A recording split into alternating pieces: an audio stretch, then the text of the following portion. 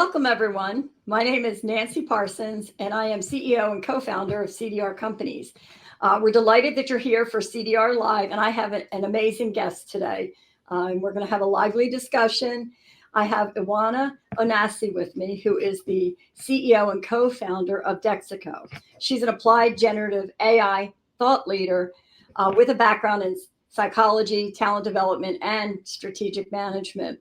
And they have an award-winning AI coaching product, and it's a startup company, reimagining growth with always-on personalized coaching that it builds real-world skills like communications, trust, and adaptability for users. Her mission is to show how AI can responsibly unlock human potential by helping people lead, influence, and perform at their best. So again, I'm delighted to have Ioanna with me, and I would like her to introduce herself as well. That was a bit of a bio, so Ioanna, if you wouldn't mind telling us about yourself, that would be great. Absolutely, and thanks so much for having me, Nancy. Super excited to have this conversation with you.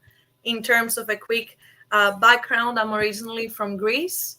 I've been in the States 9 years now. Originally came to school, and my undergrad master's, started working, and I got in love with startups. I love the ability to have impact at scale and the fast pace and the problem solving. And prior to founding Dexico, I was actually working as a VP of People and Chief of Staff for another startup in the AI space that focused mostly on lead generation.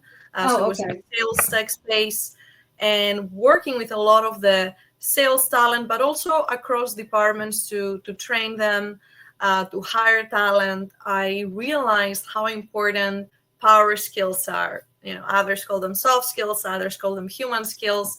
And especially in today's world, you know, where everything is AI powered and everybody gets a million messages, it's just as simple as having a human at the other side that shows you empathy and understands you and knows how to communicate to make you feel like, whoa, that's where the real connection is. That's who I want to do business with. That's who I trust. So I was very intrigued by the challenge of developing these skills, especially in a remote setting, and how we can develop them fast when it really takes life experience. Unfortunately, as you know, education can do so much, and working like in a project with students, it doesn't equate to working in a company and dealing with all sorts of stakeholders. Correct. So I got into this journey of researching a lot and co-authored a book with some PhDs on the future of education. And to me, my contribution had to do with, again, adding those skills as part of core curriculum. But then I saw the need and the opportunity to create that in the workplace through AI coaching, to scale coaching at scale, and to scale coaching in a personalized way and make sure that it helps people on their day-to-day, whether this is sales, whether this is management. How can we help you show up as a better person at work and beyond, and do it in a realistic way? So through simulations, through conversations that, let's say, in a case of a manager, it can be a tough conversation delivering feedback. Right? How can we help that person do it in a better way that helps the employee also improve, but helps the company overall succeed too? And so I've been spending the last, I would say, 6 years very much discussing these topics and seeing how the market evolves. And I'm just fascinated about the power of AI. It's something that I believe can really change the game and help us in society overall to become better humans. Right. And, you know, in our research and work, one of the things that keeps showing up, and even when we started CDR almost 27 years ago, the dilemma was, you know, to your point, the studies show, if you add them together, around 50 to 75% of leaders are ineffective. And it's because, as you say, the interpersonal connections, the communications, that is a big reason that leaders struggle, because that's not what they're trained in. They're trained in the technical and other aspects of their work. So I see the real value in scaling this coaching to develop their skills and their ability to communicate and so forth. So I mean, do you see that that really making a big inroad then to help these leaders that just, like you say, that's not what they're taught at the universities. It's not even as they're trained on the job. That's not what organizations focus on as much. Yeah, 100%. I think coaching is something you do across the employee life cycle. Unfortunately, a lot of times today you see it happen more during performance reviews, and it's too late. I think the beauty of AI is not only can make it continuous and it's the right coaching at the right time, but it can also be proactive. And to me, that's the game changer. Like instead of me having to wait at the end of the week to go in a dashboard and see how has my team performed, if I have AI nudge me and say, hey, Nancy, did that role playing, so didn't do so great. She's meeting with this person in real time, like in 2 hours from now, join that call to make sure it goes well. That proactivity really helps move the needle. And I think a lot of the times it's not that managers don't want to coach, it's they just don't have the time to do it one-on-one person this way. And it's also sometimes that they're biased and they themselves don't know how to do it. Now, when it comes to an expert, like a human executive coach that knows what they're doing, I think the fact that they just don't have all the data points, they meet probably once a month or once a quarter, right? They just don't know the big picture. It's hard to contribute in a way that truly impacts and changes behavior for that person. And I truly think where AI comes in is by integrating to all the systems in a company, understand comprehensively, why someone is failing, why someone is showing potential to improve, coachability, things like that, and be a strategic tool for the C-suite to say, okay, now we understand our people. Now we can improve, let's say, our hiring strategy, because now we know it takes someone like 3 months to ramp up. And it really helps, I think, on an execution standpoint. And it's a very hard skill, meaning for the longest time, people have seen coaching as something nice to have, only for a specific group of people. And now it's being democratized and gives everyone the ability to take action and take control of their career. And it's beautiful. Right.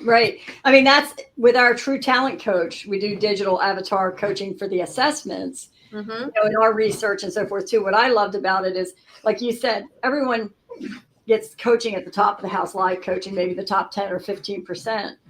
But it's so funny too. That's in the latter part of their careers. That's in the last 25% of their careers. So now we're changing that. We're flipping that paradigm to saying early in your career, in the first 25%, you need coaching and development and support, right? Ongoing to help you build your skills and build those communications capabilities. So that's what I love too about the work you're doing and we're doing is we're able to, invert that, if you will, that pyramid of who gets coaching. Well, everyone does, and we can start at lower levels to really help people become the best that they can. What's funny? The other day I had a conversation with someone that clearly was afraid that developing their talent would get them to a position where they wake up one day and they're like, oh, now I don't need you. I can go work for myself or work for someone else. And there is so much of that scarcity mindset when it comes to developing talent, when a lot of studies actually suggest that the more you help someone develop in their career, the more loyal they are. Absolutely. Let me tell you that even if they leave, the fact that they go somewhere else doesn't mean the end of your relationship. They might bring your company. They might refer another employee. They might just speak highly about you. In other ways, they can still help you and support you. But when you think that, if I improve someone's life, that means I'm diminishing mine or my job, it's just totally the wrong perspective. And it's sad to see that people still have that mindset. But my response to them is maybe, honestly, you shouldn't be in that management position to begin with. Right. That would be probably the unsaid thing you're thinking. But the other thing that I think of too, though, but if you're developing everyone, you're going to have people that naturally can step into that position. So if you're growing all of your employees in the right ways, when you do lose someone, okay, you lose them, but you're able to backfill very quickly. Exactly. Because you've been developing your entire team, your cross organization. Absolutely. Yeah, and it's so hard to find talent in general. So even mathematically speaking, you don't want that open position and then be trying to find someone and train them all over again. Like it's just a more sustainable way to go about it. Right. And the studies do indicate that people, especially millennials, Gen Z, are thriving for career development, personal development, professional development. That's what they want.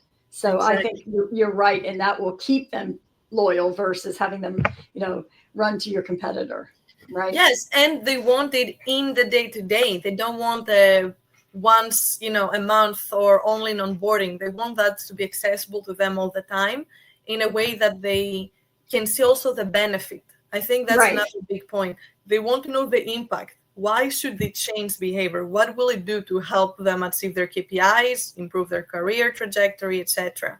And sometimes we miss that because we don't take time to understand who is receiving that training and coaching. Right. So the other thing too that I hear from coaches, about concerns on AI and then losing maybe their clients. For me, here's the issue too. You're only going to see a coach, even if you have a live coach, maybe twice a month. What do you do in all that other time when you need support? That's where I love AI comes in with the skills support, other support, like you say, role playing, which is role playing and practicing new behaviors is essential to making changes. You can't make changes if you're just thinking about it because you're not going to make the change. It does take practice and some feedback and things like that. So 100%. And the other thing I hear, well, executive coaches come to us and want to partner because they also see how much easier it is to have a conversation with a prospect and say, hey, I'll give you a tool that you can see in like a couple of days, your team strengths, areas of development, get some insights versus telling you that, hey, you'll hire me and I'll do a workshop and then hopefully your leaders will be better. It's much more intangible and it's very hard for people to trust and make that investment unless they can see some quick ROI in today's world. So it makes them, it actually gives them leverage. And then after they do a workshop, if they continue to use the AI coach, then they have again the opportunity to go to the client and say, hey, Mr. Client, you see my workshop helped because you see now that change in behavior and the scores improvement, but we also notice that there is an opportunity for this skill. Let me do another workshop now that focuses on that.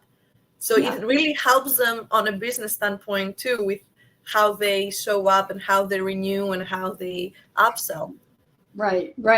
And I think, again, not only to make the changes, but sustaining the improvements as well, to have that access to immediate 24/7 feedback. I have skills them. 100%. It's amazing. I just think it is such a game changer and for the positive in our industry. And again, for me, I'm so excited that we can reach all levels, really. And that to me is tremendous. Yeah, I mean, careers are not linear anymore, and right. There is not that old belief that, oh, if you have X years of experience, you should be here and then there. Like, if you have the skills, you should be in that position. It's not how long you've had the skills for, but it's that we couldn't assess the skills always historically, that it made it very hard. And the assumption was, well, if you've been a manager for 10 years, then I assume you know how to lead your team. And now we see that that's not the case. You might not know how to deal with conflict. Exactly. So, and the other thing that I do think when you're using AI and technology and so forth for this personalized development and feedback, I think it's very safe for people because it's private, it's confidential.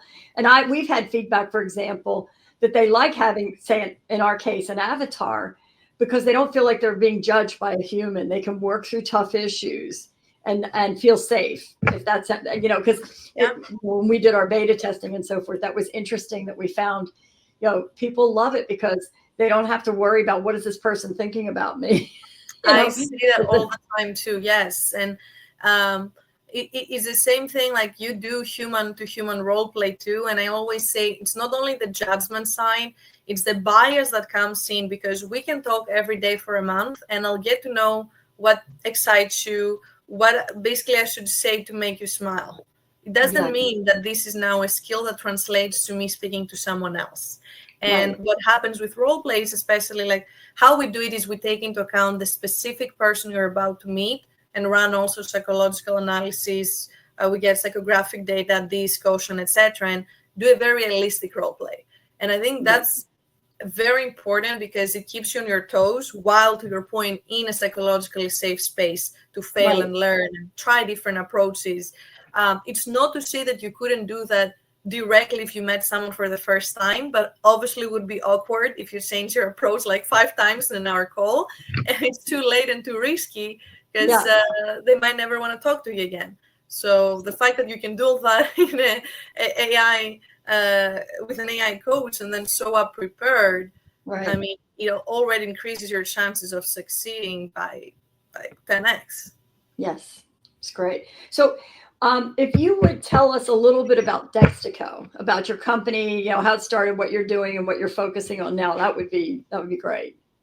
Yes, in fact, I dropped out of my PhD in industrial organizational psychology to pursue this because I truly did see the opportunity and wanted to have that impact instead of studying for 5-10 years behind the scenes. And I brought together a team of experts. We have a very big advisory board of sales experts, leadership experts, coaches that truly help build the platform. It does take a village. And the platform itself is basically an AI coaching platform trained from these humans, but also tailored to each company's go-to-market, playbooks, best practices, internal systems. So it truly follows what works, but ensures it's being followed across the board. And like on the sales use case, for instance, it ensures BDRs, AEs, account managers serve the same message. There's a consistency in the buyer journey. On the management side is making sure that managers do deliver feedback well, coach with empathy, and really in today's world where we see so much disengagement in the workplace, people are staying in jobs that they're not happy at, but they're afraid of the market, so they're not going anywhere. The bet is that if we improve that manager to employee relationship, they will be more engaged, more productive.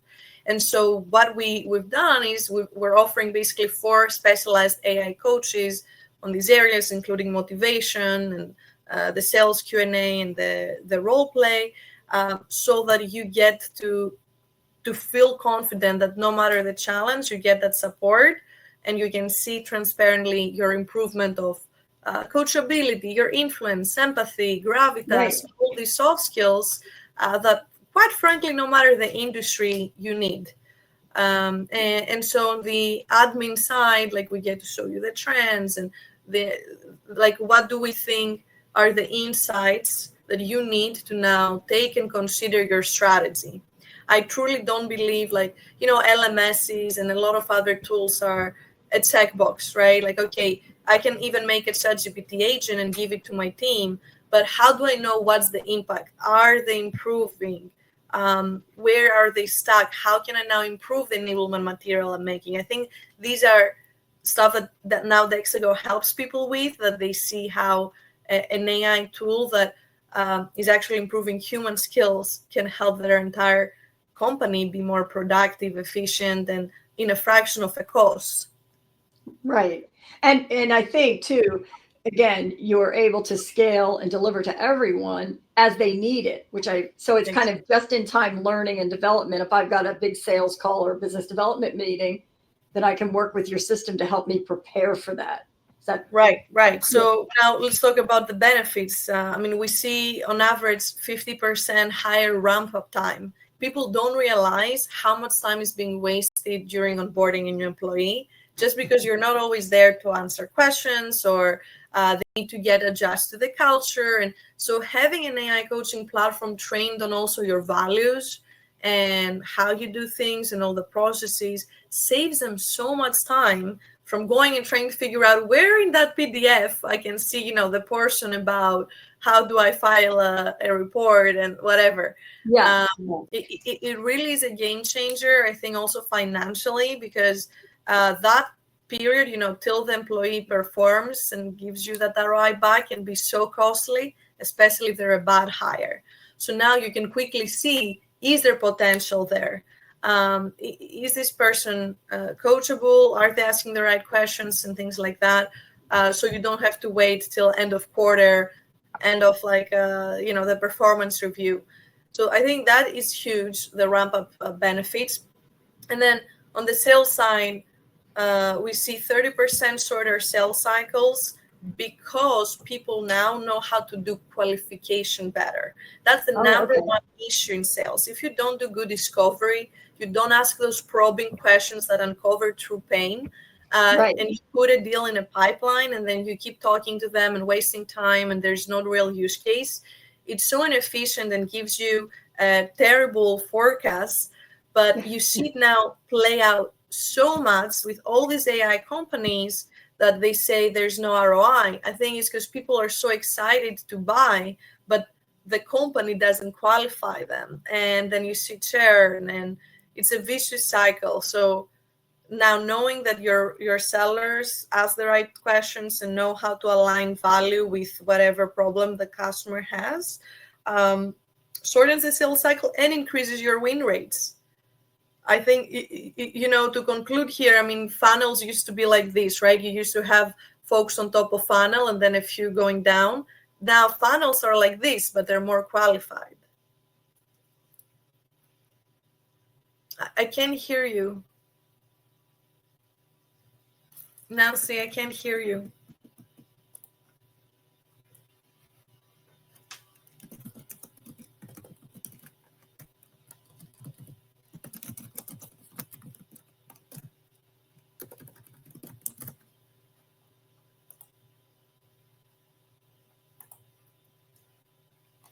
Technical issues.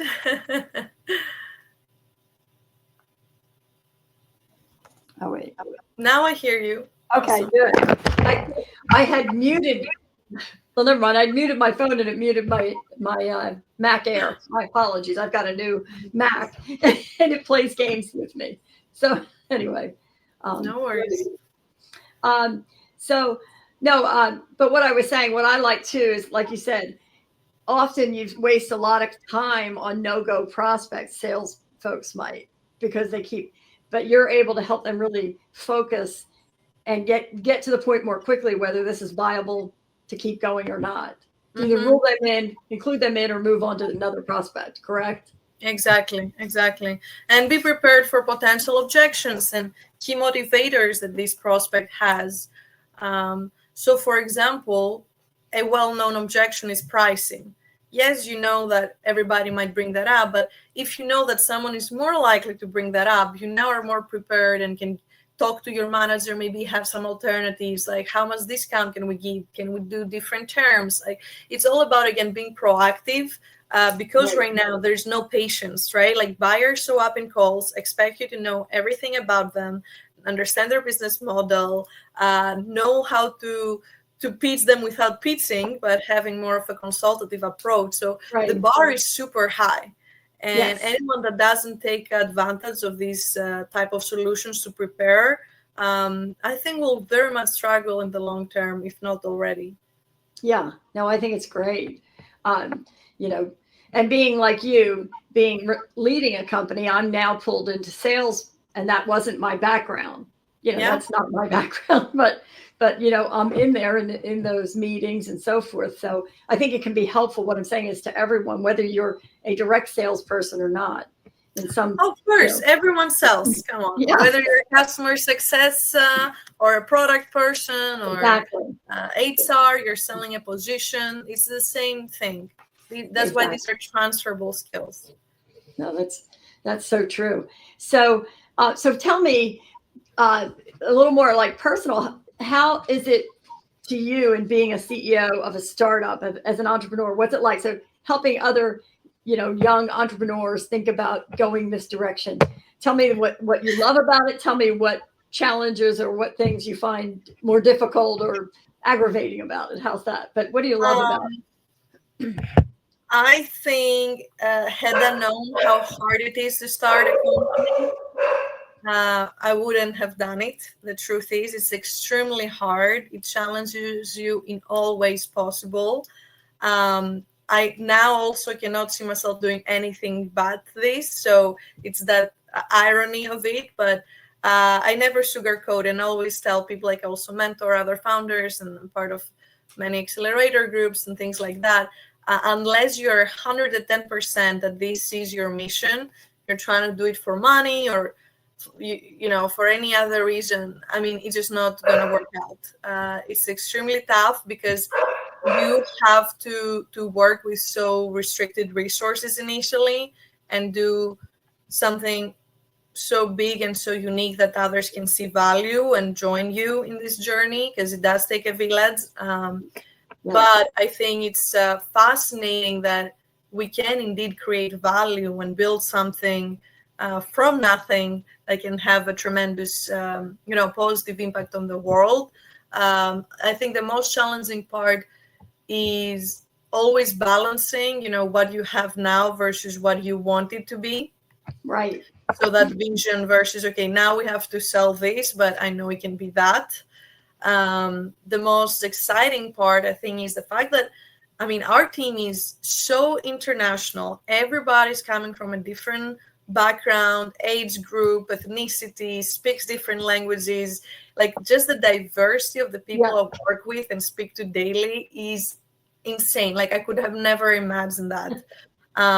It's fascinating because I learned so much from them too. I'm always open to feedback, and I love that people can see different ways of doing things, and it's like a co-creation. Right. But steering the ship, knowing, of course, more in terms of possibilities and where we can go and what we can do right now. But I mean, I know that I would never had that if I was, working for someone. I was restricted in what I could do or what they told me and the information I had about the business. Trying to be very transparent with the team. And so that gets them, as a result, excited to also contribute. Like, my co-founder in City always has some amazing ideas about the product, and it would have never been what it is today had he not felt free to do this. You know what I mean? So as a founder, I think it's very important that you're in love with the mission and not with the product, because the product can take so many different shapes. And now it's a software, tomorrow it can be hardware, for example. You know what I mean? Like, it's not a fixed mindset. And entrepreneurship is that. Entrepreneurship is just continuously seeing the possibilities and choosing what risks you want to take. And I think what has helped me is because I'm very resourceful and adaptable as a person, that I can, move around these obstacles that come our way, at least so far. But yeah, it takes a lot. It takes very much determination to succeed, and a clear vision. And the toughest part, I think, as a young entrepreneur, is that because everyone around you has an opinion and tells you how they think you should be doing things, you need to be very self-aware and trust yourself that you know what you're doing. Good. No, I agree with the things you said. I mean, for me too, it's just the idea of going towards that vision and being flexible too. I mean, you have that ability. We did live coaching all of these years, we still do, but then we actually moved into technology too. We saw the need, and and just love it. And for me too, it's that the creative, all the possibilities, that side of it is just, it's fun, so similar to you. It's a wonderful place. And I had spent the first part of my career in corporate life. So this is, this is where I belong, is as an entrepreneur, because I love it. So it's just I think when you know. Yeah. But it does have its challenges and tough places and the risks and so forth. Being able to, and of course with our assessments, we measure entrepreneurial profiles, so we know what people can welcome and be energized by those risks. Some people are very risk avoidant and could not do this type of work. So you need to be clear that you're okay with some level of risk and how to mitigate through that and get through it. So good. So tell me a little bit about your team too. You mentioned your team. So you have a co-founder and you have a team of kind of tech and developers and sales. Yeah, absolutely. We have on the sales side, founding VP of Sales, Joe Fontana. Vince DeYoung is our VP of Growth Advisory. Ioanna, shout out, is our latest addition to the team. She's the manager for Greece and Cyprus. So the team is, very much, I would say, international, and we work remotely.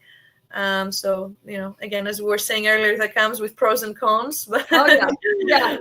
You get the time zones, the language issues. Yeah. Sometimes even with us, what languages do we want to move to, and this sort of thing. So there's Yes, a and lot. you're so right. Like, we added languages in the platform too. Now we have some clients in Mexico, for instance. So I do demos in Spanish. Thank God I speak Spanish too. But now I'm thinking, oh, we need the customer success that speaks both. And it is a challenge, absolutely. But most companies nowadays, go global since day one. Right. And I think they underestimate a little bit also the cultural differences, and HR becomes much more important in that context to ensure everyone feels welcomed. It's tough, and because everybody's remote, you need to do, as a leader, I think, some extra work to make them see what you see, because they're not there on a day-to-day. Like if we were all in an office and everybody knew what was happening and what's next. So it takes extra communication, I think. Yes, definitely. Now, so I'm curious too, what type of feedback from clients or users have you had with your system? What are you hearing from your clients?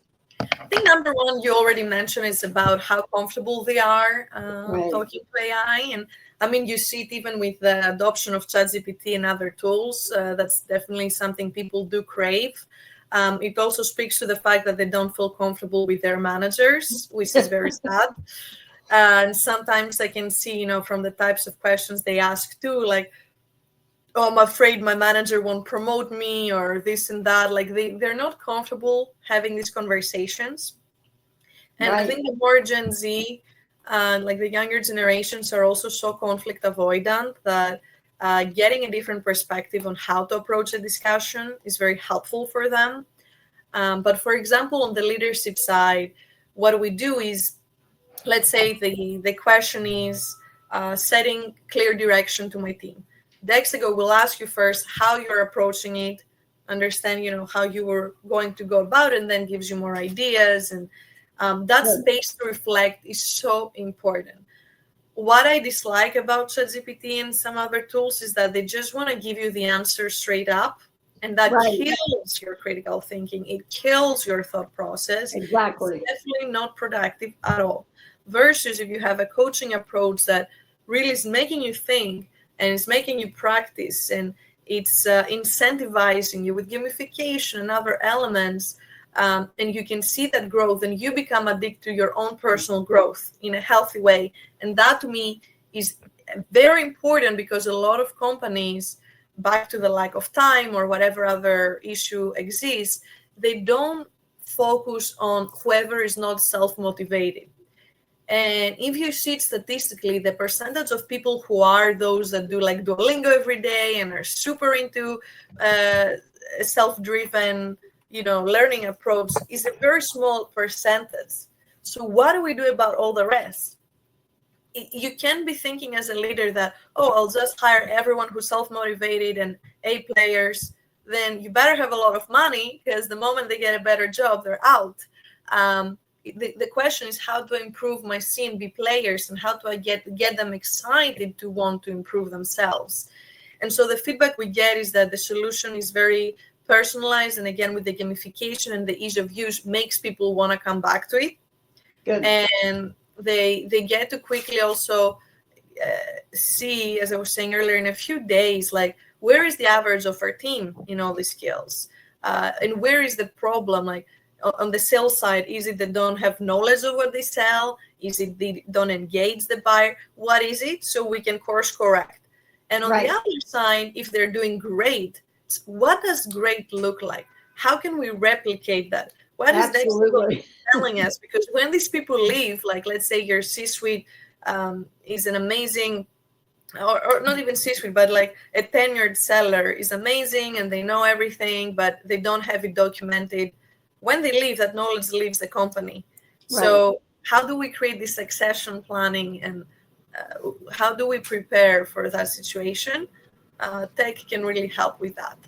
So that's on the intangible side. And then tangible, I said earlier, the win rates, the shorter sales cycles, increase of ramp time, the fact that they can now do very quick also psychological assessments with DISC and Ocean, and understand who is in their team, to then maybe match them one-on-one for extra, support or things like that. That has been really the feedback so far. Great, great. Now, so what is next for you at Dexico? Where are you going? What do you see in the next year or so? Or if that's too long, 3 or 6 months. I know in this case, a year is long. Yeah, that's so true. I understand. I mean, our vision has always been to be an end-to-end AI coaching platform for the enterprise. So adding more use cases when it comes to HR.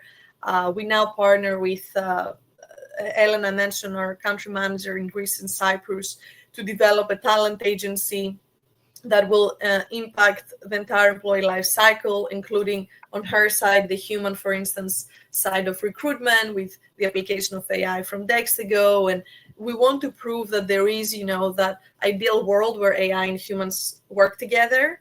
That is like a huge thing I'm passionate about, because that is the future. So we need to create the blueprint for it. Right. And so the HR use case is a big one for us.